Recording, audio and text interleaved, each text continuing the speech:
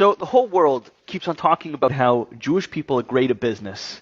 And, instead of fighting it, instead of calling that anti-Semitic, I'm going to go in the opposite direction and I'm just going to own it. If everybody is saying that, then it must be true. So I, as a Orthodox Jewish person, would love to share with you some Jewish business secrets, 10, actually my top 10 Jewish business secrets. And I hope that you're going to enjoy them. This is great stuff. This is stuff that we've known for thousands of years. And I think that you're really going to appreciate it. And by the way, if you're here to hate, just go somewhere else. This is about love. This is about education. This is about growing.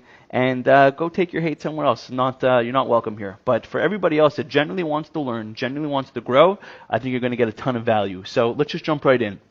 So number one Jewish business secret is we actually have a commandment to teach our children how to earn a living. There's actually two things you have a commandment to.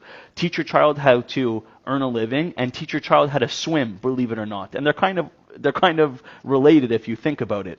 So it says that if you don't teach your child how to earn a living, it's as if you're teaching them how to steal. Because if they don't know how to earn a living, then their only other way to make money is through theft. So teach your children. Fathers have a commandment to teach their sons, to teach their children how to make a living. And that's number one. Number two, you have to be honest in all of your business dealings. Now, I know there's some haters here that are going to start talking about how Jewish people this and Jewish people that in business. But look, you don't get to be in business for thousands of years, and you don't get to top industries for no reason. And there's only so long that a person could be dishonest until finally it catches up with them. So honesty is something huge. As a matter of fact, in the Old Testament, in the Bible, it says that you have to have honest weights. It used to be in the market, people had different weights to weigh their grain.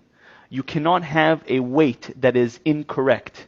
You must be honest in all your business dealings. The first thing that they ask you in heaven when you go there is, were you honest in your business dealings? Number three is to have a general positive relationship with money. A lot of people think that money is the root of all evil, or money causes all the bad things in the world to happen. The Jewish approach to money is actually very positive and very healthy.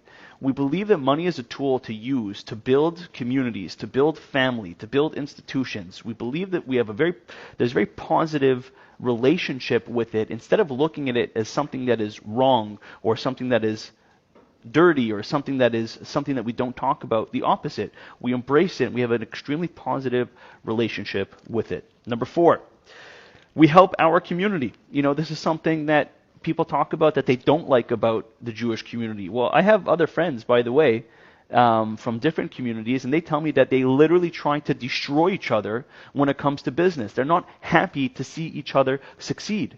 The Jewish community takes the opposite approach. We try our best to support each other. We try our best to help each other as much as we can. And you might say, hey, that's not fair, but you have to understand, we're a family. Just like you're a community, you're a family with your community. Try helping your community and see how much more you guys will take off together and how much you guys will succeed with each other. Number five, we give at least 10% of our earnings to charity. So that means that the more successful a person becomes, usually what happens in the world is the more their ego gets a hold of them and the more money hungry they get.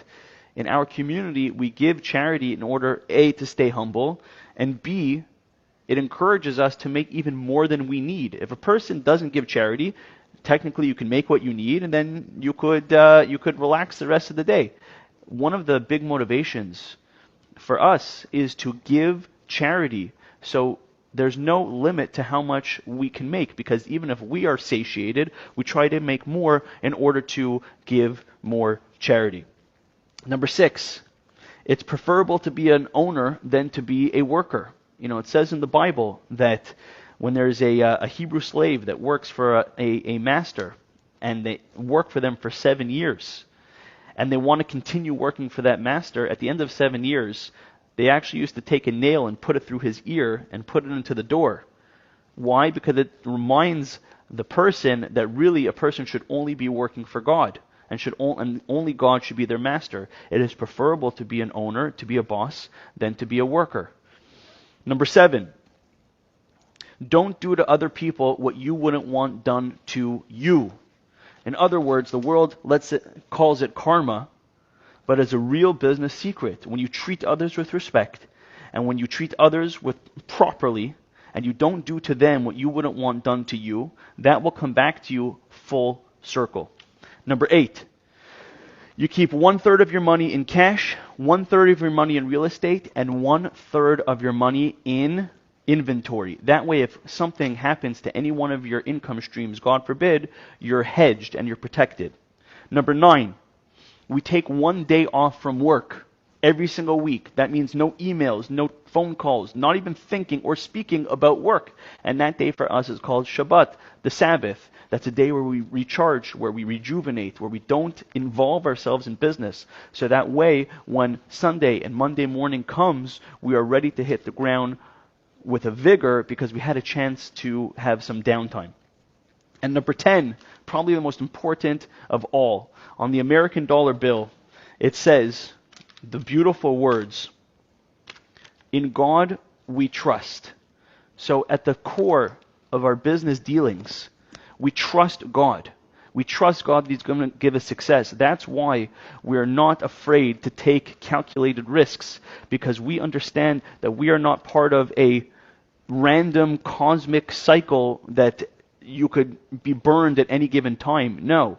We trust that there is a creator of the universe. We trust that He will reward us if we try our hardest. He will reward the work of our hands.